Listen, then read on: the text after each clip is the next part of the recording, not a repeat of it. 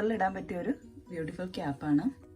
അപ്പോൾ ഇതിൻ്റെ നമ്മൾ ബാക്ക് പോസ്റ്റ് ചെയ്തിട്ടുണ്ട്. അപ്പോൾ ആ ബാക്ക് പോസ്റ്റിൻ്റെ ഡിസൈനാണ് ഞാൻ കാണിക്കാൻ പോകുന്നത്. ഇപ്പോൾ ഞാൻ ചെയ്തുകൊണ്ടിരിക്കുന്നത് ഈ ഒരു കളറിലുള്ള ഒരു വിൻ്ററിൽ ഇടാൻ പറ്റിയ, വിൻ്ററിൽ യൂസ് ചെയ്യാൻ പറ്റിയ ഒരു ക്യാപ്പാണ്. അപ്പോൾ അതിൽ ബാക്ക് പോസ്റ്റ് എങ്ങനെയാണ് ചെയ്യുന്നതെന്ന് കാണിച്ചു തരാം. നമ്മളിവിടെ ഇത്രയും വരെ കംപ്ലീറ്റ് ചെയ്തു. ലോങ് ക്യാപ്പാണിത്. അപ്പം ചെയിൻ 1 2 3 ചെയിൻ ചെയ്തു. ഇനി നമുക്ക് ഫ്രണ്ടിൽ നിന്നല്ല, നമ്മൾ ബാക്കിൽ നിന്ന് ഈ ബാക്കിൽ നിന്ന് ഈ ഡബിൾ ക്രോഷയുടെ താഴത്തൂടെ നമ്മൾ എടുക്കുകയാണ്. നമ്മുടെ ഡബിൾ ക്രോഷേ ഇങ്ങനെയാണ് ചെയ്യുന്നത്. ഫസ്റ്റ് ബാക്ക് പോസ്റ്റ്, നെക്സ്റ്റ് വീണ്ടും അതേപോലെ തന്നെ നമ്മൾ എടുക്കുന്നു.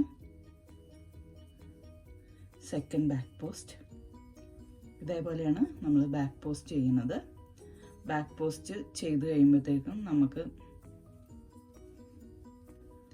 പുറത്തേക്ക് തള്ളി നിൽക്കുന്ന ഈ ഒരു മോഡൽ സ്റ്റിച്ചാണ് നമുക്ക് കിട്ടുന്നത്. Back post, double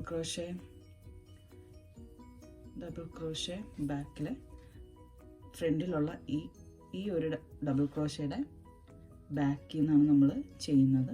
double crochet,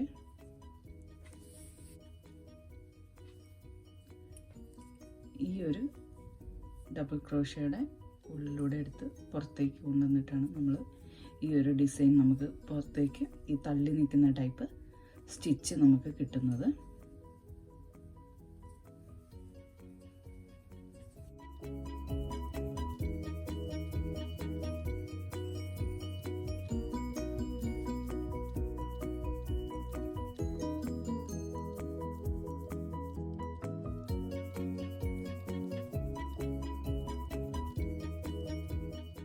ഈ ഫ്രണ്ടിൽ നമ്മൾ നമ്മുടെ നെറ്റിയുടെ സൈഡിൽ വരുന്ന സ്ഥലത്ത് നമ്മൾ ബാക്ക് പോസ്റ്റും ഫ്രണ്ട് പോസ്റ്റുമാണ് ചെയ്തേക്കുന്നത്.